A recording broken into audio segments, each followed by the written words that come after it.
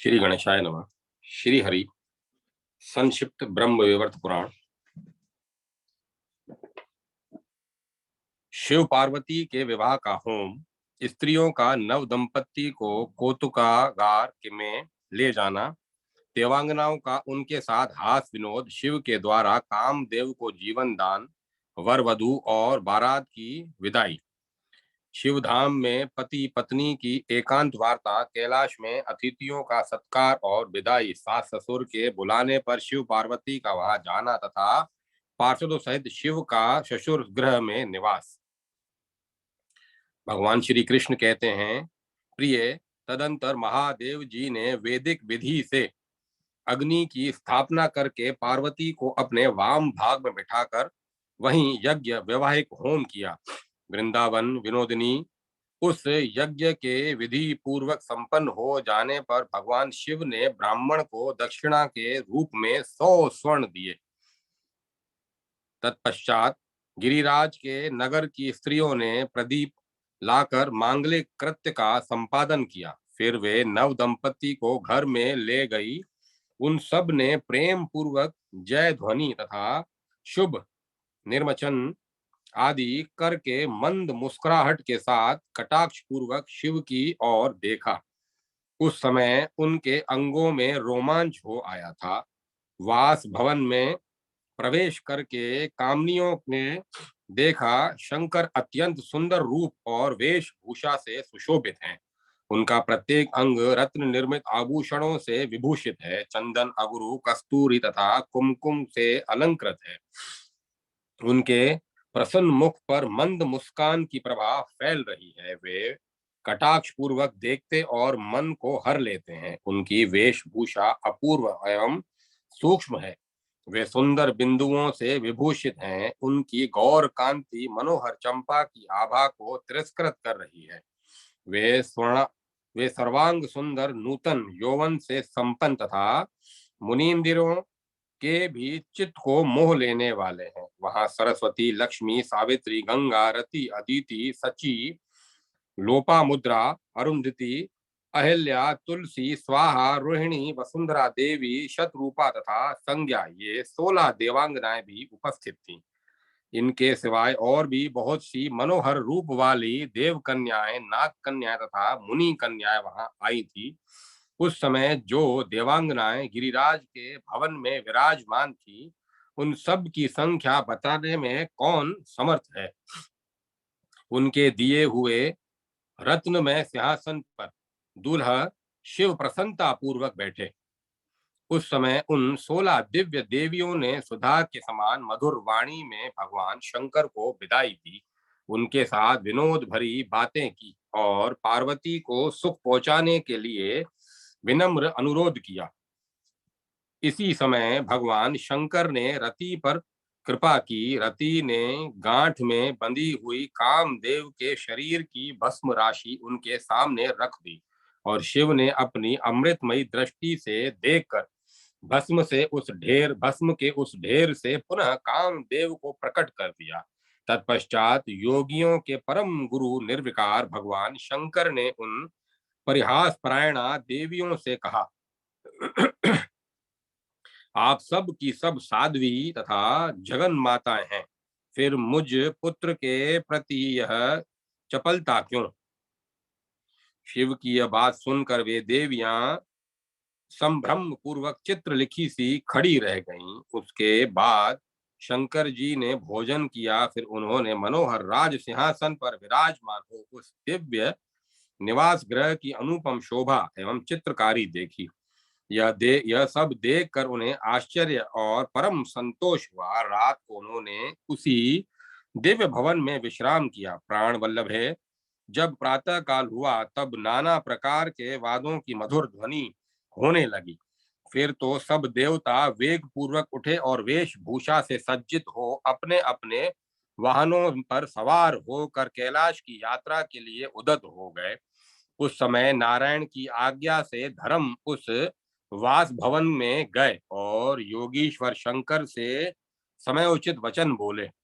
धर्म ने कहा, प्रथमेश्वर, आपका कल्याण हो, उठिए उठिए और श्री हरि का स्मरण करते हुए महेंद्र योग में पार्वती के साथ यात्रा कीजिए। वृंदावन विनोदिनी। धर्म की बात सुनकर शंकर ने पार्वती के साथ महेंद्र योग में यात्रा आरंभ की। पार्वती के साथ देवेश्वर शंकर ने यात्रा करते समय मैना उच्च स्वर से रो पड़ी। पार्वती के साथ देवेश्वर शंकर के यात्रा करते समय मैना उच्च स्वर से रो पड़ी और उन कृपा निधान से बोली। मैना ने कहा, कृपा निधे, आप कृपा करके मेरी बच्ची का पालन कीजिएगा। आप आशुतोष हैं, इसके सहस्त्रों दोषों को क्षमा कीजिएगा। मेरी बेटी जन्म जन्म में आपके चरण कमलों में अनन्य भक्ति रखती आई है। सोते जागते हर समय इसे अपने स्वामी महादेव के सिवाय दूसरे किसी की याद नहीं आती है। आपके प्रति भक्ति की बातें सुनते ही उसका अंग अंग पुलकित हो उठता है और नेत्रों से आनंद के आंसू बहने लगते हैं। मृत्युंजय, आपकी निंदा कान में पड़ने पर यह ऐसी मौन हो जाती है मानो मर गई हो। मैना यह कह ही रही थी कि हिमवान तत्काल वहां आ पहुंचे और अपनी बच्ची को छाती से लगाकर फूट फूट कर रोने लगे। वत्से, हिमालय को मेरे इस घर को वत्से हिमालय को मेरे इस घर को सूना करके तू कहाँ चली जा रही है? तेरे गुणों को याद करके मेरा हृदय अवश्य ही विदीर्ण हो जाएगा। यूं कहकर शैलराज ने अपनी शिवा शिव को सौंप दी और पुत्र तथा बंधु बांधवों सहित वे बारंबार उच्च स्वर से रोदन करने लगे। उस समय कृपा निधान साक्षात भगवान नारायण ने उन सब को कृपा पूर्वक अध्यात्म ज्ञान देकर धीरज बंधाया। पार्वती ने भक्ति भाव से माता पिता और गुरु को प्रणाम किया। वे महामाया रूपिणी हैं, अतः माया का आश्रय ले बारंबार जोर जोर से रोने लगी। पार्वती के रोने से ही वहां सब स्त्रियां रोने लगीं। पत्नियों और सेवक गणों सहित संपूर्ण देवता और मुनि भी रो पड़े। फिर वे मानसशाही देवता शीघ्र ही कैलाश पर्वत को चल दिए तथा दो ही घड़ी में शिव के निवास स्थान पर सानंद जा पहुंचे। यह देखकर वहां के मंगल कृत्य का संपादन करने के लिए देवताओं और मुनियों की पत्नियों भी दीप लिए शीघ्रता पूर्वक सहर्ष वहां आ गई। वायु, कुबेर और शुक्र की स्त्रियां, बृहस्पति की पत्नी तारा, दुर्वासा की स्त्री अत्रि भार्या अनुसुईया, चंद्रमा की पत्नियां देवकन्या, नाग कन्या तथा सहस्त्रों मुनि कन्याएं वहां उपस्थित हुई। वहां जिन असंख्य कामनियों का समूह आया था, उन सब की गणना करने में कौन समर्थ है। उस उन सब ने मिलकर नव दंपति का अपने निवास मंदिर में प्रवेश कराया और उन महेश्वर को रमणीय रत्न में सिंहासन पर बिठाया। वहां भगवान शिव ने सती को उनका पहले वाला घर दिखाया और प्रसन्नता पूर्वक पूछा, प्रिय, क्या तुम्हें अपने इस घर की याद आती है? यही है, यहीं से तुम अपने पिता के निवास स्थान को आई थी। अंतर इतना ही है कि इस समय तुम गिरिराज कुमारी हो और उस समय वहां यहाँ दक्ष कन्या के रूप में निवास करती थी। तुम्हें पूर्व जन्म की बातों का सदा स्मरण रहता है, इसीलिए पिछली बातों की याद दिला रहा हूँ। यदि तुम्हें उन बातों का स्मरण है तो कहो। भगवान शंकर की बात सुनकर पार्वती मुस्कुराई और बोली, प्राणनाथ, मुझे सब बातों का स्मरण है, किंतु इस समय आप चुप रहें, उन बीती बातों की चर्चा न करें। तत्पश्चात शिव की सामग्री एकत्र करके नारायण आदि देवताओं को नाना प्रकार के मनोहर पदार्थ भोजन कराए।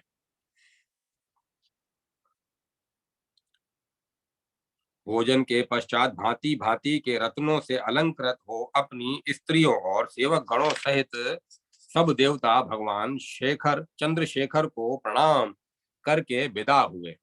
भगवान नारायण और ब्रह्मा को शंकर जी ने स्वयं ही प्रणाम किया। वे दोनों उन्हें हृदय से लगाकर आशीर्वाद दे अपने अपने स्थान को चले गए। इसके बाद हिमवान और मैना ने मैनाक को बुलाया और कहा, बेटा, तुम्हारा कल्याण हो। तुम शिव और पार्वती को शीघ्र यहाँ बुला लाओ। उनकी बात सुनकर मैनाक शीघ्र ही शिव धाम में गया और पार्वती एवं परमेश्वर को लिवा कर आ गया। पार्वती का आगमन सुनकर बालक बालिकाएं, वृद्धा तथा युवती स्त्रियां भी उन्हें देखने के लिए दौड़ी आईं। पर्वत गण भी सानंद भागे आए। मैना अपने पुत्रों और बहू के साथ मुस्कुराती हुई दौड़ी। हिमालय भी प्रसन्नता पूर्वक पुत्री की अगवानी के लिए दौड़ आए। देवी पार्वती ने रथ से उतरकर बड़े हर्ष के साथ माता पिता तथा गुरुजनों को प्रणाम किया। उस समय वे आनंद के समुद्र में गोते लगा रही थी। हर्ष विहल मैना और मोद मग्न हिमालय ने पार्वती को हृदय से लगा लिया। उन्हें ऐसा लगा मानो गए हुए प्राण वापस आ गए हों। पुत्री को घर में रखकर गिरिराज ने उसके लिए रत्न सिंहासन दिया और शूलपाणी शिव तथा उनके पार्षद गणों को मधुपर्क आदि दे सहर्ष उनका सत्कार किया। पार्षदों सहित भगवान चंद्रशेखर अपने ससुर के घर में रहने लगे। वहां प्रतिदिन पत्नी सहित उनकी 16 उपचारों से पूजा होने लगी। राधे, इस प्रकार मैंने तुमसे भगवान शंकर के मंगल परिणय की कथा कह सुनाई, जो हर्ष बढ़ाने वाली तथा शोक का नाश करने वाली है। अब और क्या सुनना चाहती हो? अध्याय 45-46 समाप्त। इंद्र के अभिमान भंग का प्रसंग। प्रकृति और गुरु की अवहेलना से इंद्र को शाप। गौतम मुनि के शाप से इंद्र के शरीर में सहस्त्र योनियों का प्राकट्य। अहिल्या का उद्धार। विश्व रूप एवं और व्रत के वध से इंद्र पर ब्रह्म हत्या का आक्रमण। इंद्र का मानस सरोवर में छिपना। बृहस्पति का उनके पास जाना। इंद्र द्वारा गुरु की स्तुति। ब्रह्म हत्या का भस्म होना। इंद्र का विश्वकर्मा द्वारा नगर का निर्माण कराना। द्विज बालक रूपधारी श्री हरि और लोमश मुनि के द्वारा इंद्र का मान भंजन। राज्य छोड़ने को उद्यत हुए विरक्त इंद्र का बृहस्पति जी के समझाने से पुनः राज्य पर ही प्रतिष्ठित रहना। श्री राधिका ने पूछा, जगत गुरु, मैंने शूलपाणी शिव के यश और देववश उनके दर्प भंग की बात सुनी। पार्वती के गर्भभंजन का और शिव पार्वती के विवाह का भी वर्णन सुना। अब इंद्र के तथा अन्य लोगों के भी अभिमान के चूर्ण होने के प्रसंगों को क्रमशः सुनना चाहती हूँ। कृपया विस्तार पूर्वक कहें। श्री कृष्ण बोले, सुंदरी, इंद्र के दर्प भंग की बात तीनों लोकों में प्रसिद्ध है। वह प्रसंग सुंदर, अनुपम तथा कानों के लिए अमृत के समान मधुर है। प्राचीन काल की बात है। इंद्र 100 यज्ञों का प्रतिष्ठान करके समस्त देवताओं के स्वामी तथा महान ऐश्वर्य से संपन्न हो गए। तपस्या के फल से प्रतिदिन उनके ऐश्वर्य की वृद्धि होने लगी। बृहस्पति जी ने उन्हें सिद्ध मंत्र की दीक्षा दी। उन्होंने पुष्कर में 100 वर्षों तक उस महामंत्र का जप किया। जब से वह मंत्र सिद्ध हो गया और इनका मनोरथ पूरा हुआ। मनुष्य संपत्ति से मोहित हुआ ब्रह्म स्वरूपा प्रकृति का आदर नहीं करता। अतः प्रकृति ने इंद्र को शाप दिया। इसीलिए उन्हें अपने गुरु की ओर से भी अत्यंत क्रोध पूर्वक शाप मिला। एक दिन इंद्र अपनी सभा में बैठे थे। प्रकृति के शाप से उनकी बुद्धि मारी गई थी। अतः वे गुरु को आते देख कर भी न तो उठे और न प्रसन्नता पूर्वक उन्हें प्रणाम किया। यह देख बृहस्पति जी क्रोध से युक्त हो उस सभा से सुसभा में नहीं बैठे, उल्टे पांव घर लौट आए। वहां भी वे तारा के निकट नहीं ठहरे, तपस्या के लिए वन में चले गए। उन्होंने मन ही मन दुखी होकर कहा, इंद्र की संपत्ति चली जाए। तदंतर इंद्र को सुबुद्धि प्राप्त हुई और वे बोले, मेरे स्वामी यहाँ से कहाँ चले गए। यूं कहकर वे वेग पूर्वक सिंहासन से उठे और तारा के पास गए। वहां उन्होंने भक्ति भाव से मस्तक झुका, दोनों हाथ जोड़कर माता तारा को प्रणाम किया और सारी बातें बताई। फिर तो वे उच्च स्वर से बारंबार रोदन करने लगे। पुत्र को रोते देख माता तारा भी बहुत रोई और बोली, बेटा तू घर जा, इस समय तुझे गुरुदेव के दर्शन नहीं होंगे। जब दुर्दिन का अंत होगा तभी तुझे गुरुजी मिलेंगे और उनकी कृपा से पुनः लक्ष्मी की प्राप्ति होगी। मूढ़, तेरा अंतःकरण दूषित है, अतः अब अपने कर्मों का फल भोग। दुर्दिन के दुर्दिन में अपने गुरु पर दोषारोपण करता है और अच्छे दिनों में अपने आप को ही संतुष्ट करने में लगा रहता है, गुरु की परवाह नहीं करता। इंद्र सुदिन और दुर्दिन ही सुख और दुख के कारण है। यूं कहकर पतिव्रता तारा देवी चुप हो गई। तदंतर इंद्र वहां से लौट आए और एक दिन मंदाकिनी के तट पर स्नान के लिए गए। वहां उन्होंने स्नान करती हुई गौतम पत्नी अहिल्या को देखा। इंद्र की बुद्धि भ्रष्ट हो चुकी थी। उन्होंने गौतम का रूप धारण करके अहिल्या का शील भंग कर दिया। इसी बीच गौतम जी भी वहां आ गए। इंद्र भयभीत होकर मुनि के चरण पकड़ लिए। तब गौतम जी ने कुपित होकर उनसे कहा, गौतम जी बोले, इंद्र तुझे धिक्कार है, तू देवताओं में श्रेष्ठ समझा जाता है, कश्यप जी का पुत्र है, ज्ञानी है और जगत सृष्टा ब्रह्मा जी का प्रपोत्र है, तो भी तेरी ऐसी बुद्धि कैसे हो गई। जिसके नाना साक्षात प्रजापति दक्ष हैं और माता पतिव्रता अदिति देवी हैं, उसका इतना पतन आश्चर्य की बात है। तू वेदों का ज्ञान प्राप्त करके ज्ञानी कहलाता है, किंतु कर्म से योनि लंपट है। अतः तेरे शरीर में 1 सहस्त्र योनियां प्रकट हो जाएं। पूरे 1 वर्ष तक तुझे सदा योनि की ही दुर्गंध प्राप्त होती रहेगी। तत्पश्चात सूर्य की आराधना करने पर तेरे शरीर की योनियां नेत्रों के रूप में परिणित हो जाएंगी। मेरे शाप और गुरु के क्रोध से इस समय तू राजलक्ष्मी से भ्रष्ट हो जा। ओ मूढ़, तेरे गुरु बड़े तेजस्वी और मेरे अत्यंत प्रेमी बंधु हैं। हम दोनों बंधुओं के बंधुओं में फूट न पड़ जाए, इस भय से तेरे गुरु का ही ख्याल करके मैंने इस समय तेरे प्राण नहीं लिए हैं। तदंतर पैरों में पड़ी हुई अहिल्या को लक्ष्य करके मुनिवर गौतम ने कहा, प्रिय अब तू वन में जा, अपने शरीर को पत्थर बनाकर चीर काल तक वहीं उसी अवस्था में रहे।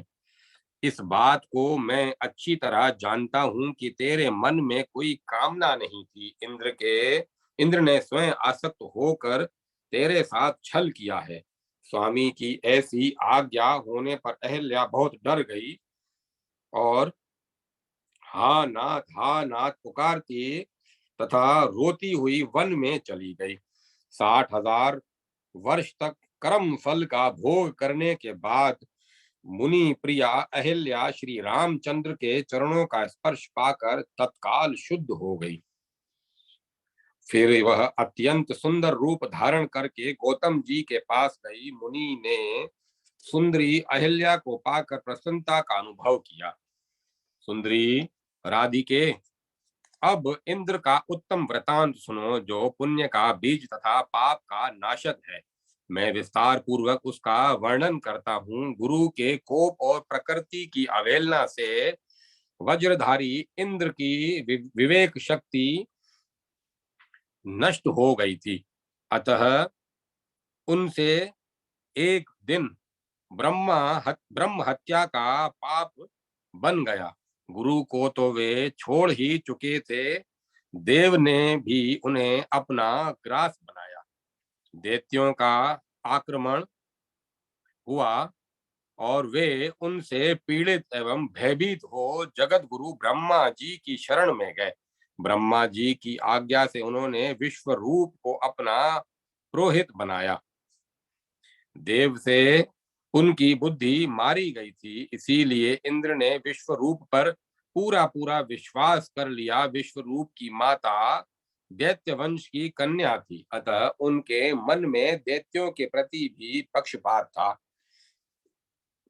बुद्धिमान इंद्र उनके उस मनोभाव को ताड़ गए, अतः उन्होंने अनायास तीखे बाण मारकर पुरोहित विश्वरूप का सिर काट लिया।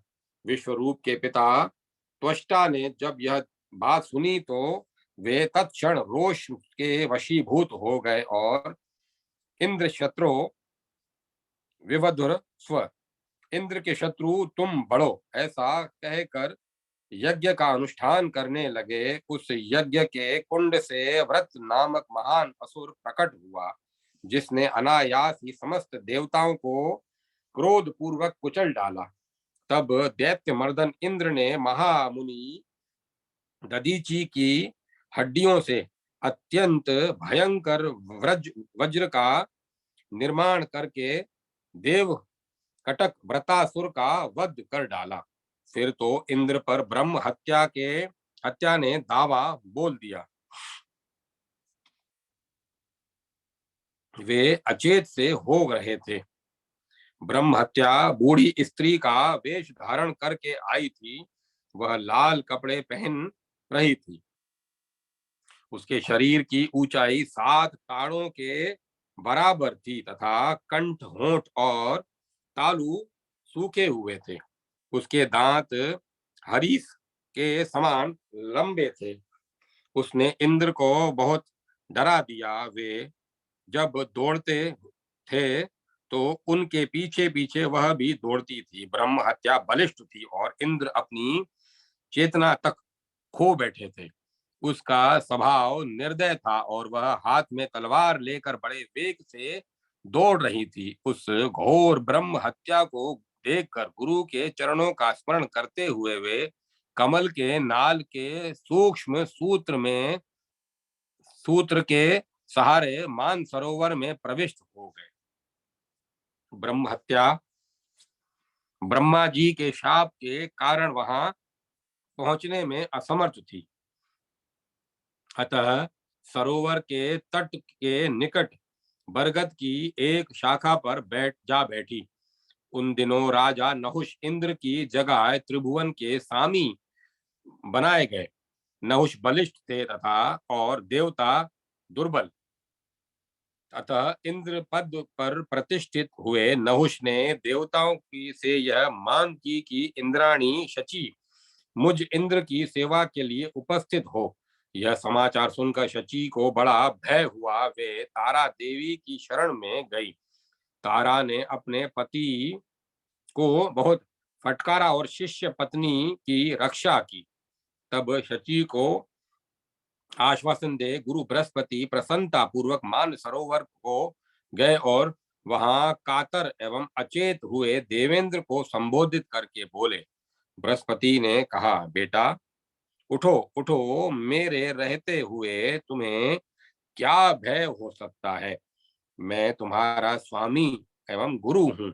मेरे स्वर से ही तुम मुझे पहचानो और भय छोड़ो। बृहस्पति के स्वर को पहचान कर संपूर्ण सिद्धियों के स्वामी इंद्र ने सूक्ष्म रूप को त्याग अपना रूप धारण कर लिया और तत्काल उठकर वेग पूर्वक उन सूर्य तुल्य तेजस्वी गुरु को देखा और प्रसन्नता पूर्वक उन्हें प्रणाम किया। गुरु जी उस समय प्रसन्न थे और क्रोध का परित्याग कर चुके थे। पैरों में पड़कर भय विहल हो रोते हुए इंद्र को खींचकर उन्होंने प्रेम पूर्वक छाती से लगा लिया और स्वयं भी प्रेमाकुल होकर रो पड़े।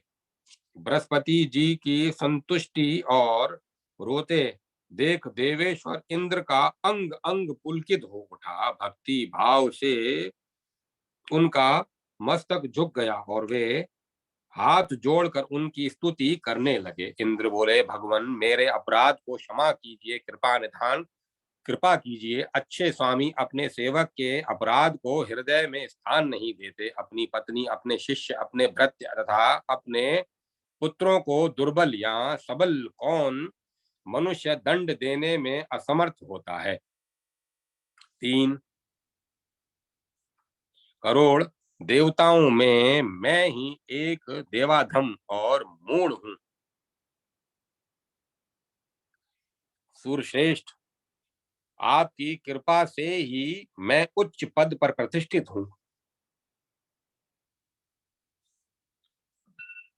आपने ही दया करके मुझे आगे बढ़ाया है।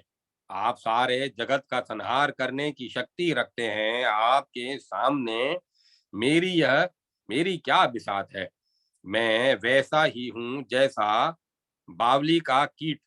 आप साक्षात विधाता के पौत्र हैं, अतः स्वयं दूसरी सृष्टि रचने में समर्थ हैं। इंद्र के मुख से यह सत्वन सुनकर गुरु बृहस्पति बहुत संतुष्ट हुए। उनके मुख और नेत्र प्रसन्नता से खिल उठे और वे प्रेम पूर्वक बोले।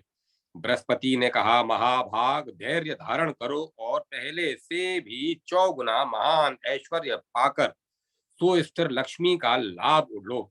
वत्स पुरंदर, मेरे प्रसाद से तुम्हारे शत्रु मारे गए। अब तुम अमरावती में जाकर राज्य करो और पतिव्रता शची से मिलो।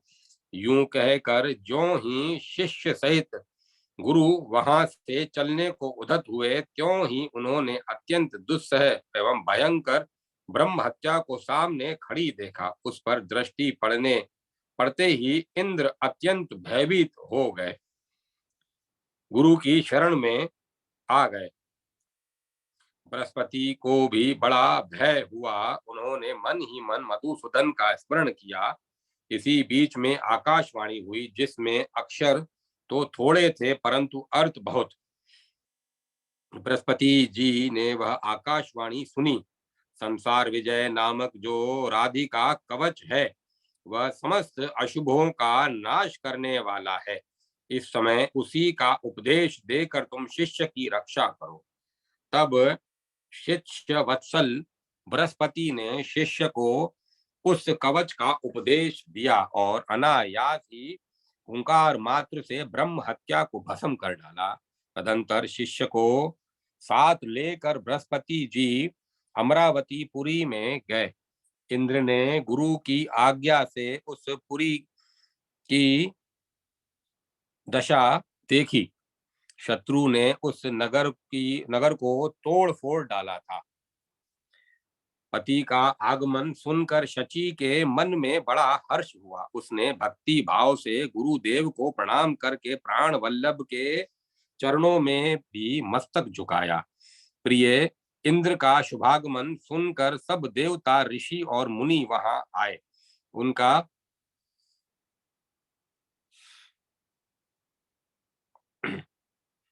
उनका चित्त हर्ष से गदगद हो रहा था। इंद्र ने अमरावती का निर्माण करने के लिए एक श्रेष्ठ देव शिल्पी को नियुक्त किया। देव शिल्पी ने पूरे 100 वर्षों तक अमरावती की रचना की। नाना विचित्र रत्नों से संपन्न तथा श्रेष्ठ मणि रत्नों द्वारा निर्मित उस मनोहरपुरी की कहीं उपमा नहीं थी।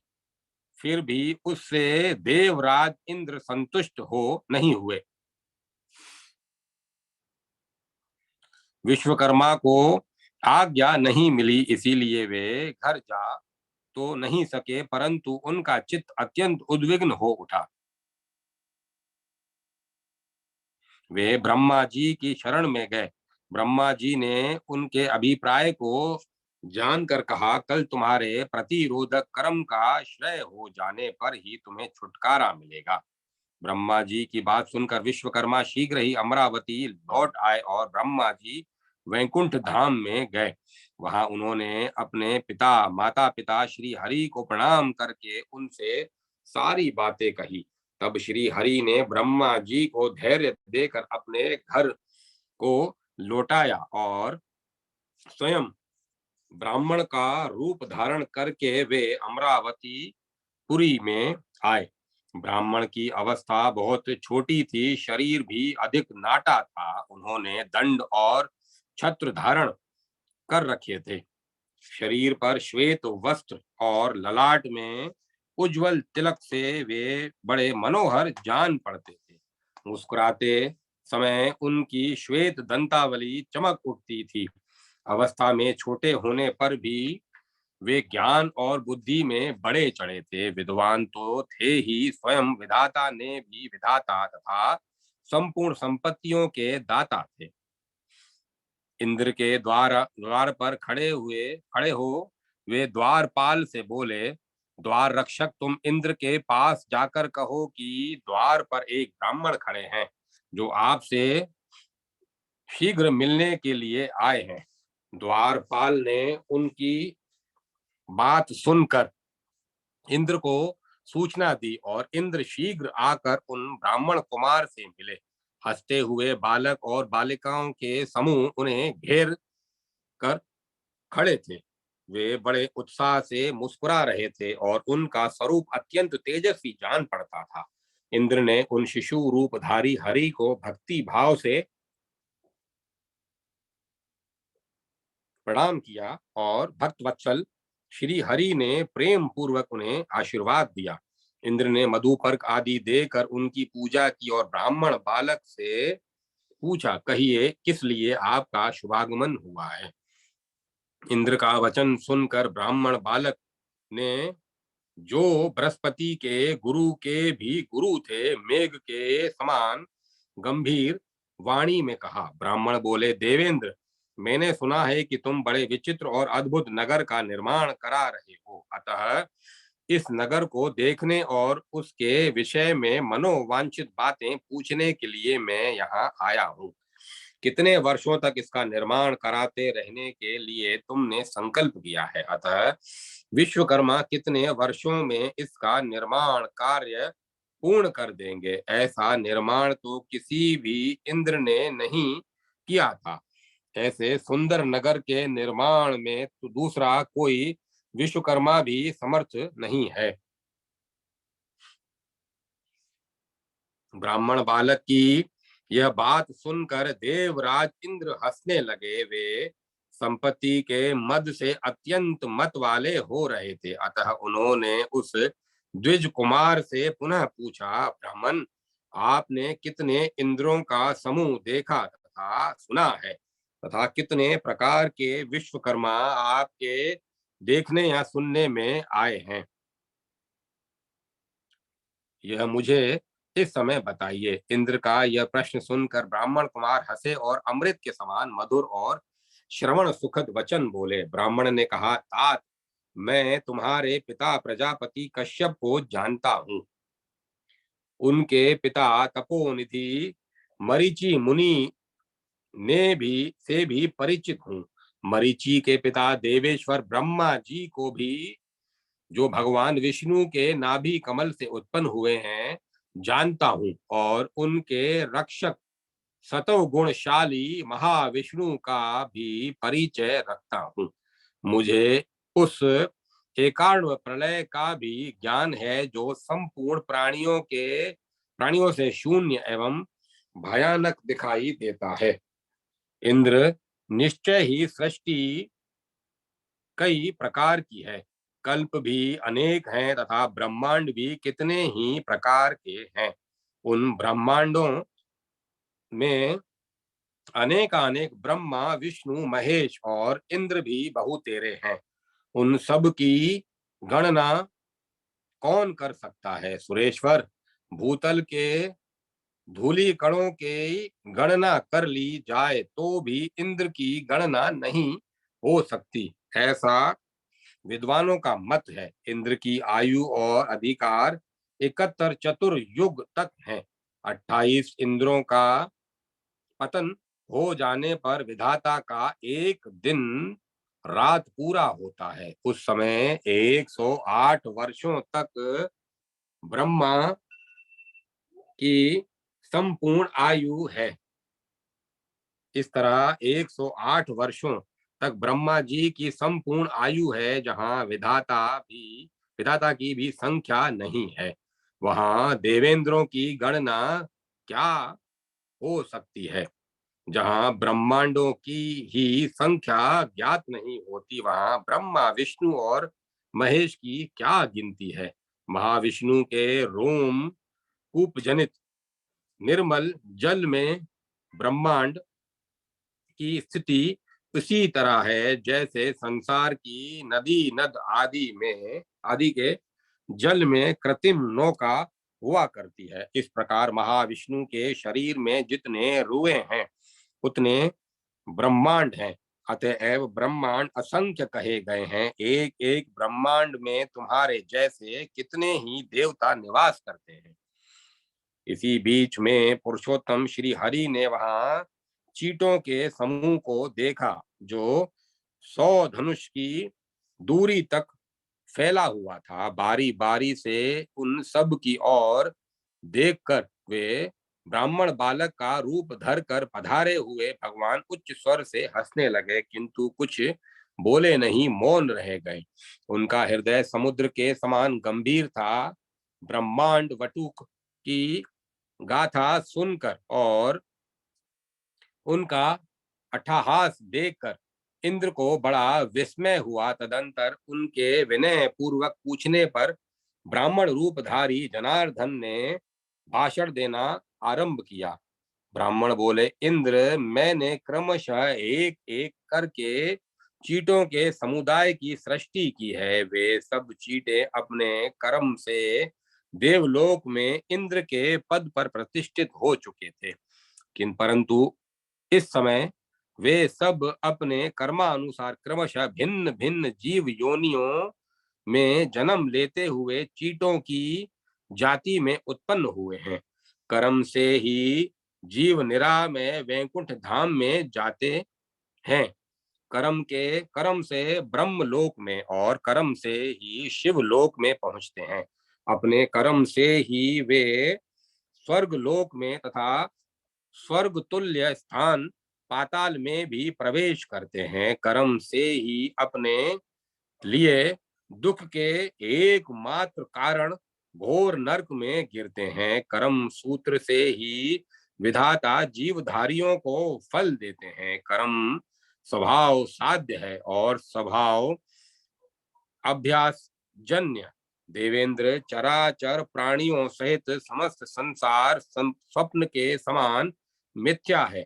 यहाँ कल काल योग से सबकी मौत सदा सबके सिर पर सवार रहती है।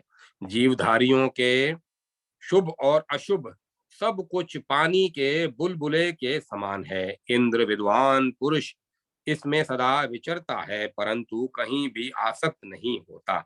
यूं कहकर ब्राह्मण देवता वहां मुस्कुराते हुए बैठे रहे। उनकी बातें सुनकर देवेश्वर इंद्र को बड़ा विस्मय हुआ। वे अपने आप को अब अधिक महत्व नहीं दे रहे थे।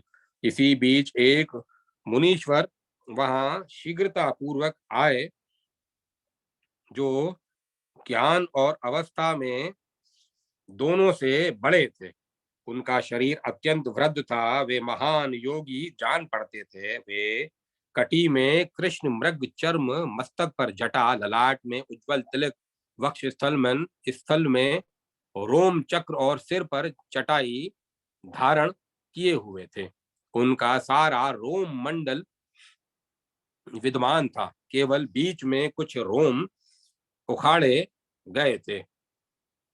वे मुनि ब्राह्मण बालक तथा इंद्र के बीच में आकर ठूठे कांट की भांति खड़े हो गए।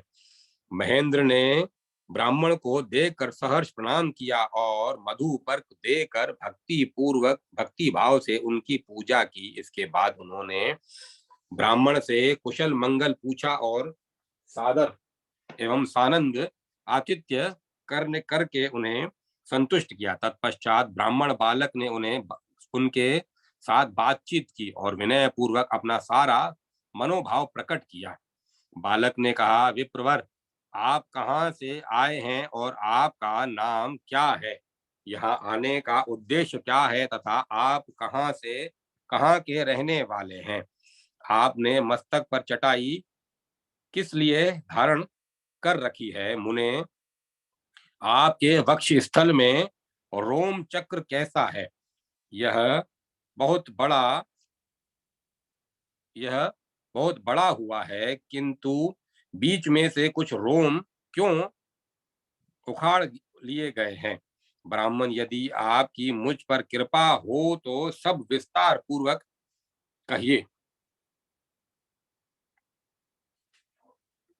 इन सब अद्भुत बातों को सुनने के लिए मेरे मन में उत्कंठा है।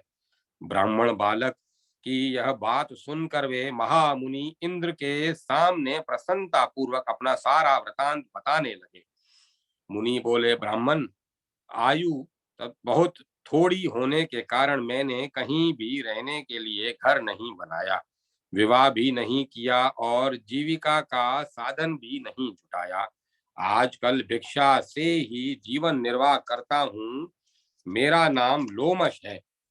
आप जैसे ब्राह्मण का दर्शन ही यहाँ मेरे आगमन का प्रयोजन है। मेरे सिर पर जो चटाई है वह वर्षा और धूप का निर्वाण निवारण करने के लिए है। मेरे वक्ष स्थल में जो रोम चक्र है उसका भी कारण सुनिए। जो सांसारिक जीवों को भय देने वाला और उत्तम विवेक को उत्पन्न करने वाला है। मेरे वक्ष स्थल का यह रोम मंडल भी ही मेरी आयु की संख्या का प्रमाण है।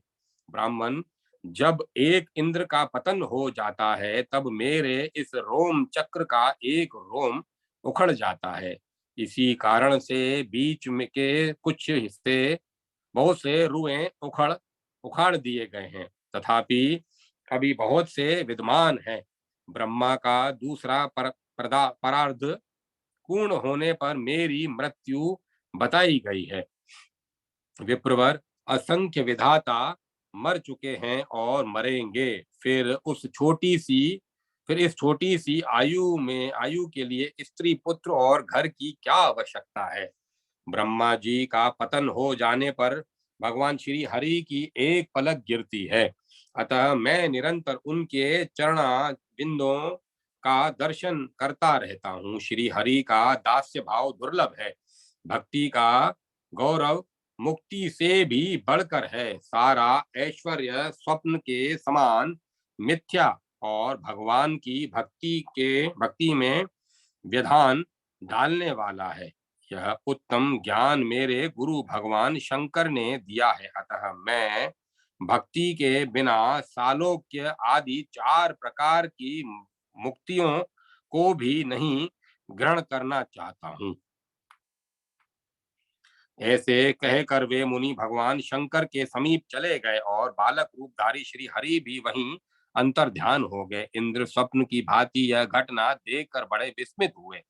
अब उन परमेश्वर के मन में संपत्ति के लिए तृष्णा नहीं रह गई। उन्होंने विश्वकर्मा को बुलाकर उनसे मीठी मीठी बातें की और तथा रत्न देकर पूजन करने के पश्चात उन्हें घर जाने की आज्ञा दी। फिर सब कुछ अपने पुत्र को सौंप कर वे भगवान की शरण में जाने को उद्यत हो गए। उनका विवेक जाग उठा था, अतः वे शची तथा राजलक्ष्मी को त्याग कर प्रारब्ध क्षय की याचना करने लगे। अपने प्राण वल्लभ को विवेक एवं वैराग्य से युक्त हुआ देख शची का हृदय व्यथित हो उठा। वे शोक से व्याकुल एवं भयभीत हो गुरु की शरण में गई। वहां सब कुछ निवेदन करके बृहस्पति जी को बुलाकर इंद्र को नीति के सार तत्व का उपदेश कराया।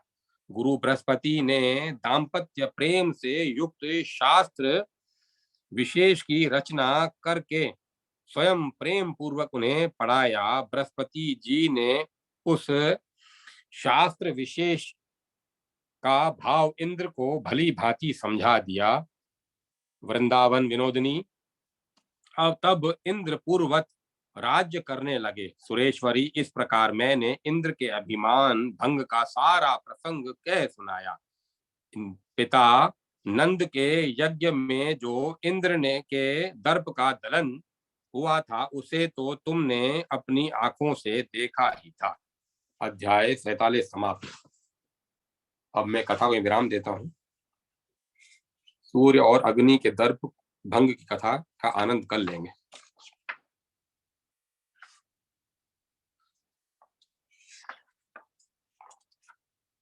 आनंदमयी चैतन्यमयी